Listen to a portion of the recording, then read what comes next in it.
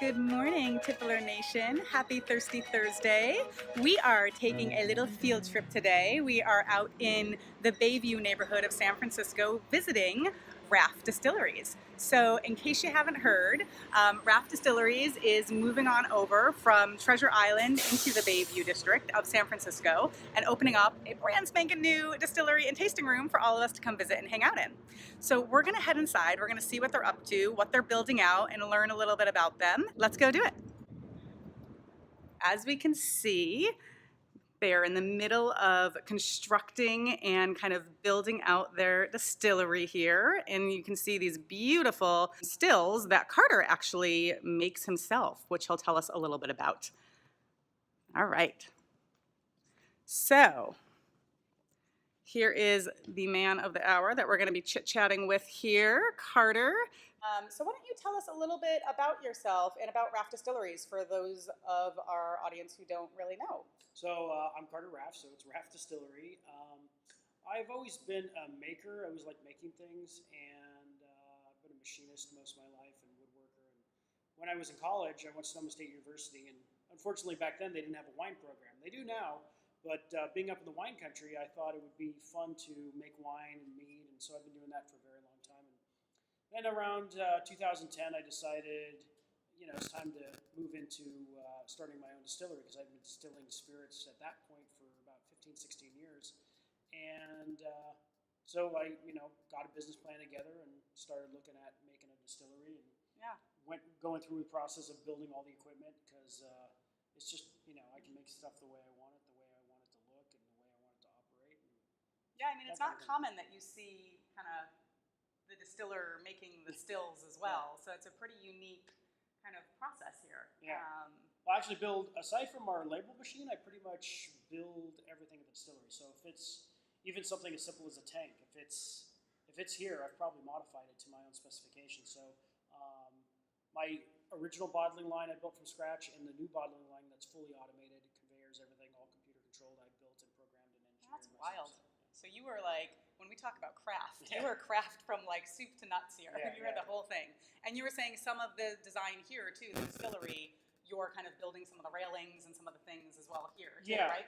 Actually, me and my partners, between me and them, we built everything here except for our steam lines. So our steam lines and steam boiler was professionally installed, but all the tasting room, the bar, the railings, I'm doing all from scratch. And cool. So, yeah. That's awesome. So for people who are not familiar with Raff Distillery, can you tell us a little bit about what products you make? So we make Bummer Lazarus gin, which is a more citrusy, floral type of gin. Turn around so they can see the logo on your back. That's the label. I make Emperor Norton absinthe, a true traditional French absinthe, which is unfortunately not super common. 90% of the absinthe in the world is not really made to the original way it was back 150 years ago, but this is the real stuff. And it got re-legalized in America in 2007. And then I make Barbary Coast Rum Agricole. And Rum Agricole, as you know, is a more funky type of rum that's made from the entire juice of the sugar cane. So instead of molasses like regular rum.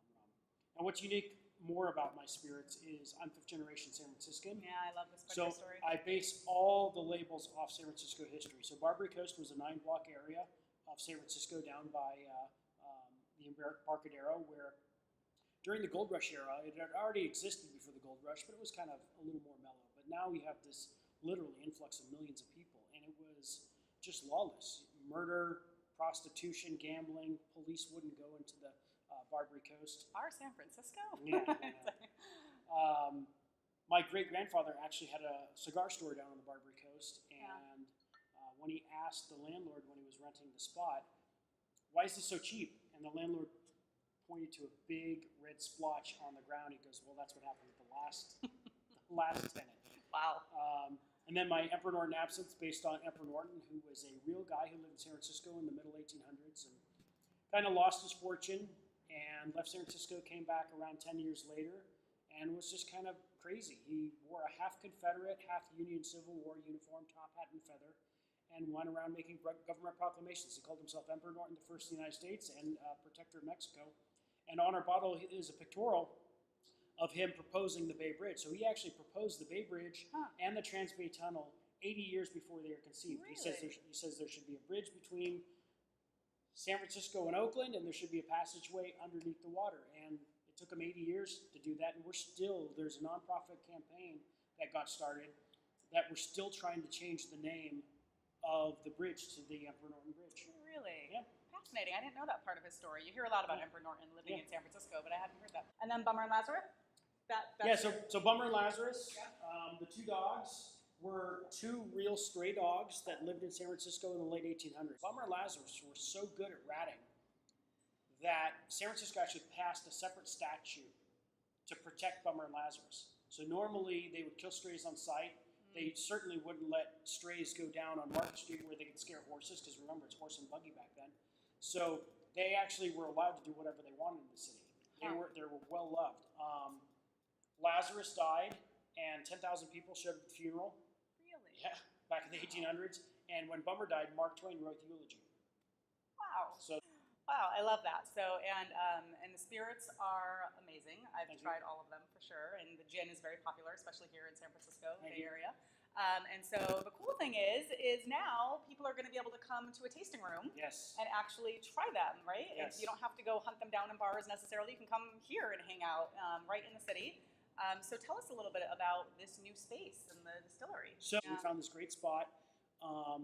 We found an amazing landlord who actually owns, except for floor right next to us, he owns a whole block. So we can get as much space as we need. Yep. And he's trying to develop an area to a whole maker area. Yeah. You know, he's going to have coffee roasters, and he has a great vision. Well, this area down here in general, this kind of Bayview, Hunters Point kind of area is really starting to attract a lot of distilleries, breweries, mead makers, right? Like, so it's actually, for those of you in the city who aren't aware of this, it's a really fun spot to come down here and do like a little craft alcohol tour.